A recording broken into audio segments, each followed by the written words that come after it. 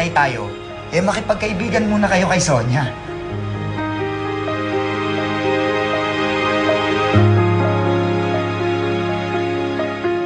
Maayos na kaya ang mukha ni ate? Hindi pa natin malalaman kasi kailangan pa maghilom ng sugat niya. But the doctors did everything they can. And I have faith. Everything will turn out fine. Anak, magpagaling ka, ha? Andito lang kami.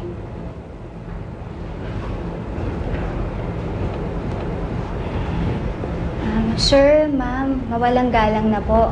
Pero kailangan na po nating iwan ng pasyente para makapagpahinga pong mabuti. Bye, ate. Ma'am Nicolay.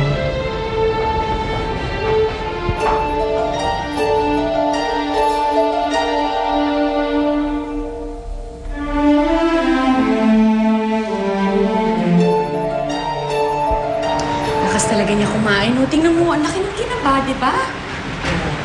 Hello! Sapat to. Teka, pakainin natin yung mga ipon.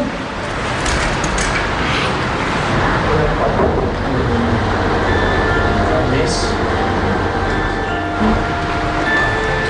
Miss? Ano? Doon sandali. Papakain ka. Ikaw? Natatandaan mo ako? Ikaw yung nagligtas sa akin nung isang gabi. Ano ba? Siya ba? Oo. Siya nga.